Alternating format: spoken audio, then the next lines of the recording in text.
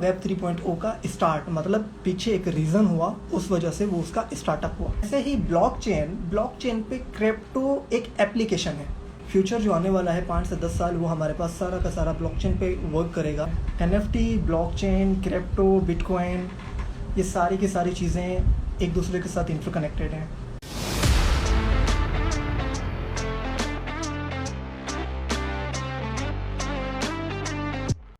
चलिए स्टार्ट करते हैं। सो बात करते हैं मेरे favourite topic blockchain. What is blockchain?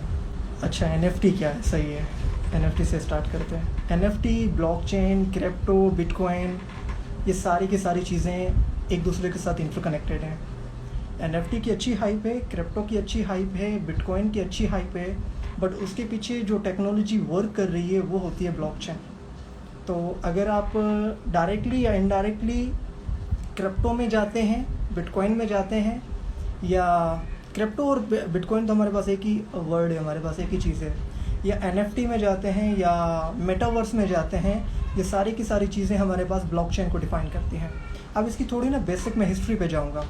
और अच्छा, पहले बता दूं कि ब्लॉकचेन या वेब 3.0 इसको बोलते हैं, ये हमारे पास एक ही मतलब जो है वो चीज़ का नाम है, बस अलग अलग हमारे पास उसकी नेमिंग है। तो वेब 3.0 और ब्लॉकचेन, ठीक है। तो अब वेब 3.0 को समझने के लिए वेब 1.0 की थोड़ी अंडरस्टैंडिंग होनी चाहिए और वेब 2.0 की थोड़ी अंडरस्टैंडिंग होनी चाहिए। भाई जैसे सबसे पहले इंटरनेट हमारे पास आया था तो उस टाइम वेब 1 था, तो मतलब जब जैसे ईमेल वगैरह स्टार्ट हुई थी, ये 1990s की बात है, तो उसमें हमारे पास सबसे पहले जो इंटरनेट का यूज़ था वो ईमेल्स वगैरह था, कि एक दूसरे को मैसेज वगैरह ट्रांसफ़र कर पा रहे थे। उसके बाद फिर हमारे पास क्या हुआ कि वो टेक्नोलॉजी इवोल्व होती है, तो साथ साथ 2000 के ज़माने में हमारे पास फिर वेब 2 शुरू हो गया। उसमें फिर क्या था, हमारे पास जैसे टेक्स्ट के साथ हम इमेजेस वगैरह देख भी सकते थे, हम अपलोड भी कर सकते थे, शेयर भी कर सकते थे in the form of visual content, images हो गई, वॉइस हो गई हमारे पास, और वीडियोस हो गई। तो ये तो वेब 2 की स्टोरी थी। अब वेब 2 में देखें तो उसमें भी बहुत सारी अपॉर्चुनिटीज़ आई, जैसे फेसबुक, गूगल और यूट्यूब। उसमें भी काफ़ी सारे करियर के ऑप्शंस निकले। कोई किसी ने यूट्यूब स्टार्ट कर दिया, किसी ने ब्लॉगिंग स्टार्ट कर दी, तो इस हिसाब से उसमें काफ़ी स्कोप है। और हम देख रहे हैं कि भाई आज के जो मिलीनियर बिलीनियर वो वेब 2.0 से बने हैं। अब नेक्स्ट जो हमारे पास मिलीनियर बिलीनियर जो ट्रिलियनियर जो बनेंगे वो वेब 3.0 से होंगे। अब वेब 2.0 तो समझ आ गया, ये हमारे पास 2004 तक, आई थिंक 2004 से लेके 2010 तक इस तरह से चली है। फिर 2008 में ना हमारे पास बिटकॉइन रिलीज़ हुआ था, तो बिटकॉइन वेब 3.0 का हमारे पास पहला स्टार्टअप था। वेब 1.0, वेब 2.0 वो ख़त्म होता है, अब वेब 3.0। वेब 2.0 में अच्छा प्रॉब्लम्स क्या थी कि वेब 3.0 की नीड क्यों पड़ी। अब उसमें प्रॉब्लम्स ये थी कि जो भी हमारे पास डेटा है एक सेंट्रलाइज्ड अथॉरिटी के पास है। वो सेंट्रलाइज्ड अथॉरिटी हमारे पास बैंक हो सकती है, वो फेसबुक हो सकता है, वो यूट्यूब हो सकता है, कभी भी हमें बैन कर सकता है। हमारा अपना कंटेंट, हम उसके मालिक नहीं है, वो हमारे मालिक बन जाते हैं। अभी जैसे मैं आपके पास लाइव आ रहा हूँ ना, तो अथॉरिटी तो मेरी है, बट जा किसके पास रहा है, ये इंस्टाग्राम के पास रहा है, तो उस हिसाब से वो एड रेवेन्यू या जिस तरह वो डेटा को यूज़ करना चाहे, भाई दिखाए, बैन कर दे, तो ये उनके पास, हमारे पास सारी की सारी अथॉरिटी है। मेरे पास क्या अथॉरिटी है? कुछ भी नहीं है। तो इसी अथॉरिटी को, या एक मेजर हमारे पास इंसिडेंट हुआ था 2008 में, एक क्राइसिस हुआ था यूएस, हमारे पास यूएस बैंक्स जो है वो डिफ़ॉल्ट कर गई थी। वो इसी वजह से कि एक ही हमारे पास अथॉरिटी थी, उसमें जितना भी तकरीबन पैसा था हमारे पास वो सब लोगों का डूब गया था। वो क्राइसिस था। उस क्राइसिस के बाद ही फिर, क्योंकि मुश्किलात आती है तो फिर सॉल्यूशंस भी लेके आते हैं, तो उसी को देखते हुए फिर इन्होंने किया कि भाई बैंकिंग जो सिस्टम है ये मॉडल ना पुराना हो गया है, तो कोई भी आके कोई भी बैंक शट करके चला जाता है और लोगों का पैसा डूब जाता है। तो आके एक सतोशी नाकामोटो, एक जो हमारे पास जिन्होंने वेब 3.0 का स्टार्ट लिया, जिसने वाइट पेपर दिया बिटकॉइन का, या उसको फादर ऑफ बिटकॉइन भी बोलते हैं, सतोशी नाकामोटो। और पता नहीं है कि वो कौन है, कैसा दिखता है, कैसे भी, बस उसका वाइट पेपर है, उसके नाम से शाया हुआ था कि भाई सतोशी नाकामोटो, ठीक है। तो ये था वेब 3.0 का स्टार्ट, मतलब पीछे एक रीज़न हुआ, उस वजह से वो उसका स्टार्टअप हुआ। तो उसी को सेंट्रलाइज्ड को डिसेंट्रलाइज्ड बनाया गया। ये हमारे पास थी ब्लॉकचेन टेक्नोलॉजी। तो web 1.0, web 2.0, web 3.0। Web 3.0 decentralised है, जिसमें एक हमारे पास अथॉरिटी नहीं जो कंट्रोल कर रही होती है। इसमें मल्टीपल हमारे पास पार्टिसिपेंट होते हैं, जिसको हम पीयर्स भी बोलते हैं, जिसको नोड्स भी बोलते हैं। अलग अलग हमारे पास अगर टेक्निकल टर्म में बोले तो नोड्स होती हैं, वो अलग अलग कंप्यूटर्स में रन होती हैं। वो इस हिसाब से हमारे पास वो काम करती है वेब 3.0, जिसको बोलते हैं ब्लॉकचेन। अभी क्रेज़ नहीं है, अभी बीच में NFT का क्रेज़ आया था, बट फ्यूचर में जो भी हमारे पास होना है वो सब डिसेंट्रलाइज्ड होना है। अब इसकी सिंपल सी मिसाल हमारे पास, जैसे ब्लॉकचेन एक हमारे पास ना टेक्नोलॉजी है। कौन सी टेक्नोलॉजी है? हमारे पास decentralised P1 network. P1 network को भी मैं P2P नेटवर्क को भी मैं जो है वो डिस्क्राइब करता हूँ, बट यहाँ पे मैं जो डिस्क्राइब कर रहा था वेब 3.0 ब्लॉकचेन को। ब्लॉकचेन मतलब सेंट्रलाइज से डिसेंट्रलाइज्ड। फिर बैंक वगैरह हमें नहीं चलाएंगे। जैसे बैंक में हमारा पैसा पड़ा होता है, जब भी निकालने जाते हैं तो वो हम पे विड्रॉवल के हमारे पास वो रिस्ट्रिक्शन लगा देते हैं, भाई 25,000 से आप ज़्यादा नहीं लगा सकते या इतने से ज़्यादा नहीं निकाल सकते। भाई हमारा पैसा है तो हम जब भी चाहें जैसे निकालें। अब लेते हैं तो वो देने में हमारे पास वो रिस्ट्रिक्शन लगा देते हैं, क्योंकि वो पैसा मल्टीपल पर्पसेस के लिए उनके पास यूज़ हो रहा होता है, वो हमारा पैसा बाकी वो यूज़ कर रहे होते हैं। तो इस चीज़ को नज़र जो है वो रखते हुए फाइनेंस वर्ल्ड में हमारे पास ये सारी चीज़ें आती हैं। आई थिंक ये काफ़ी लंबी हो रही है, but it worth to listen, it worth to note that information, because future जो आने वाला है 5 से 10 साल, वो हमारे पास सारा का सारा ब्लॉकचेन पे वर्क करेगा। हमारे पास वोटिंग सिस्टम हो गया, जो भी वोट्स वगैरह जो होंगे, वोट कास्ट होंगे, वो डिसेंट्रलाइज्ड एप्लीकेशन के ज़रिए हमारे पास होंगे, ब्लॉकचेन के ज़रिए होंगे।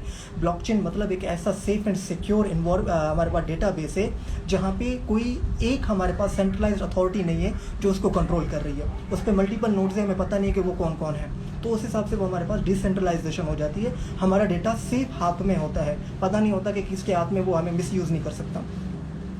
तो ये है ब्लॉकचेन। ब्लॉकचेन का आगे बहुत क्रेज आने वाला है। बात करते हैं मेन जो आपका फेवरेट, हर किसी का फेवरेट, क्रिप्टो बिटकॉइन। भाई क्रिप्टो बिटकॉइन जैसे इंटरनेट पे फेसबुक, यूट्यूब एक किस्म की एप्लीकेशंस हैं, ऐसे ही ब्लॉकचेन पे क्रिप्टो एक एप्लीकेशन है, वन एप्लीकेशन है। इसकी दूसरी मल्टीपल एप्लीकेशन का हमें पता ही नहीं है, जिसमें वोटिंग सिस्टम आ जाएगा, जिसमें प्रोडक्ट मैनेजमेंट सिस्टम आ जाएगा, इसमें बहुत सारी हमारे पास NFT कलेक्शंस, इस हिसाब से बाकी बहुत सारी हमारे पास जो है वो डेटा सिक्योर करने की हमारे पास एप्लीकेशन है।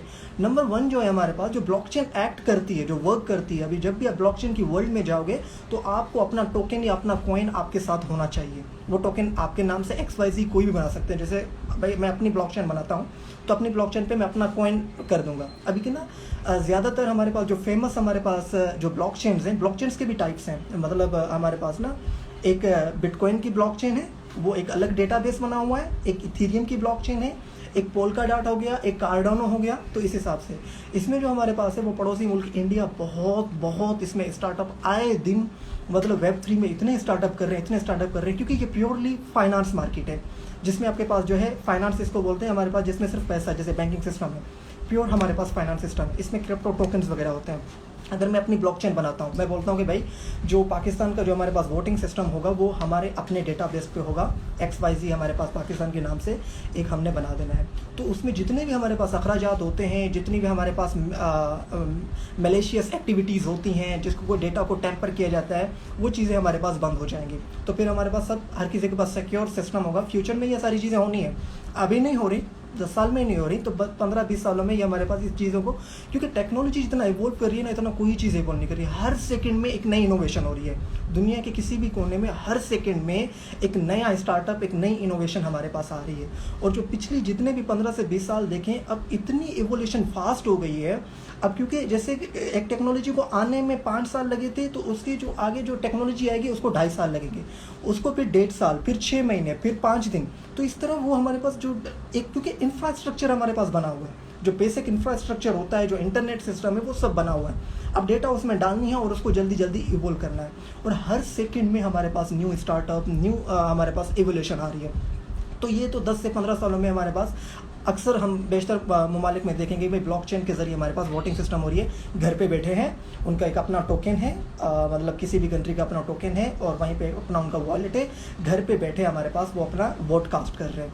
फिर उसका सिस्टम ऐसा होगा, बिल्कुल प्योर डिसेंट्रलाइज्ड होगा, पता नहीं होगा, एक सिस्टम पे नहीं होगा, एक उसकी कोई अथॉरिटी नहीं होगी, मल्टीपल अथॉरिटीज़ होगी। वो देखेंगे भाई किसको कितना वोट मिला है, उस हिसाब से वो उसको जो है वो प्रेसिडेंट या जो भी हमारे पास होगा उसको चूज़ किया जाएगा। वो नेटवर्क ही चूज़ करेगा, जो नेटवर्क बनाने वाले, उसमें भी हमारे पास काफ़ी सारी चीज़ें आ जाएंगी। तो बात हमारी पास आती है फिर अगेन क्रिप्टो NFT हमारे पास नॉन फंजेबल टोकन्स, एक होता है फंजेबल टोकन्स जिसका एक्सचेंज पॉसिबल हो। जैसे अगर 500 का नोट दूँ तो उस 500 के बदले मुझे कोई चीज़ें मिल सकती हैं, या 500 का नोट्स के कुछ अलग अलग हमारे पास शक्ल, जैसे अगर 500 प्योरली दूँ तो मुझे 100 के हमारे पास 5 जो है वो नोट्स मिल जाएंगे। तो ये हमारे पास था, ये फंजेबल टोकन्स होते हैं जिसका एक्सचेंज पॉसिबल हो। NFT होता है नॉन फंजेबल टोकन्स हमारे पास, जिसका कोई एक्सचेंज पॉसिबल नहीं है, कि भाई एक ही होता है, यूनिक पीस होता है। कि अगर मैं ज़्यादातर हम जो NFT की स्टोरी देखते हैं ना, कोई भी आर्ट कलेक्शन, भाई वो एक यूनिक है, तो इस हिसाब से इसके हैं। बट आगे जो रियल इस्टेट जो काम करेगी, कि रियल इस्टेट में जो इम्पोर्टेंट हमारे पास वो जो डेटा होता है कि क्या करना, जिसमें हमारे पास अथॉरिटी होती है कि भाई ये बंदा जो है वो ये ज़मीन इसकी है या प्लॉट इसका है, तो ये इसका एक टोकन बनेगा, एक NFT बनेगी, क्योंकि ये इसका कोई चेंज पॉसिबल नहीं है। तो वही अथॉरिटी होगी, फिर अथॉरिटी हमारे पास चेंज हो जाएगी, अब NFT इसकी है, अब NFT किसी और बंदे की है, फिर वो ट्रांसफर सब NFT हमारे पास होता रहेगा। जो मेन हमारे पास जो टॉपिक हमारे पास जो ज़्यादातर सुनने में अच्छा भी लगता है, जो हम इंटरेस्टेड होते हैं, वो क्रिप्टो में जो इंटरेस्टेड होते हैं। क्रिप्टो करेंसी हमारे पास वो डिजिटल स्पेस के लिए करेंसी है, एक टोकन है। जैसे हमारे पास जो है बिटकॉइन हो गया, इथेरियम हो गया, तो ज़्यादातर हमारे पास फेमस जो है वो हमारे पास बिटकॉइन है। अभी उसकी करंटली प्राइस हमारे पास 27 से 28 हज़ार डॉलर चल रही है। इसका जो ऑल टाइम हाई था नवंबर 2021 में, वो $69,000 पे गया था। इसको डिजिटल गोल्ड भी माना जाता है। तो टेक्नोलॉजी कोई ख़त्म नहीं कर सकता। ये इसमें लोग काफ़ी पर्पसेस यूज़ करते हैं, एक इन्वेस्टमेंट करते हैं, कोई ट्रेडिंग करता है, अलग अलग हर किसी के अपने अपने यूज़ केसेस हैं। तो हमारा जो प्योर मकसद होता है कि हर कोई एंट्री तो ऐसा ही लेता है कि भाई इन्वेस्टमेंट के चक्कर में पैसा डबल हो जाएगा, ट्रिपल हो जाएगा, वो हो जाएगा।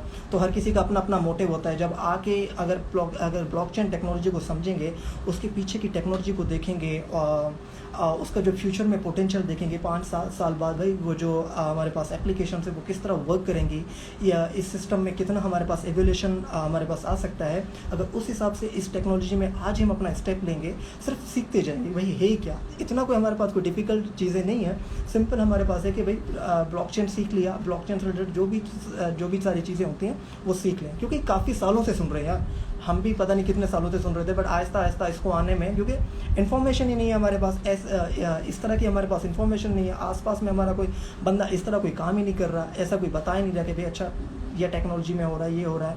तो हम अपने छोटे छोटे मसलों में इतना फंसे हुए होते हैं, इतना उलझे हुए होते हैं कि हमें तो फ्यूचर की टेंशन ही नहीं होती। बट मेरा जो मानना है, हमारे पास अगर फ्यूचर अगर हमें आज़ाद होना है, अगर हमें फ्रीडम चाहिए और हमें अगर अपने मुताबिक लाइफ चाहिए, तो हमें प्रेजेंट में रहते हुए फ्यूचर को देखते हुए वो चीज़ें हमें प्रेजेंट में करनी होगी, ताकि आहिस्ता आहिस्ता हम स्टार्ट करेंगे।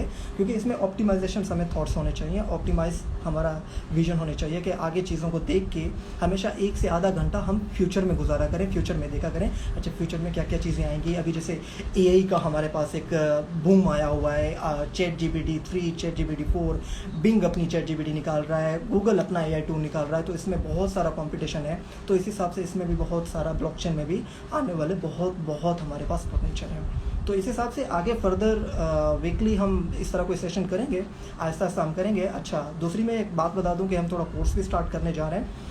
प्योरली हमारे पास ब्लॉकचेन से रिलेटेड सर्विसेज होगी और फ्रीलांसिंग हमारे पास होगी।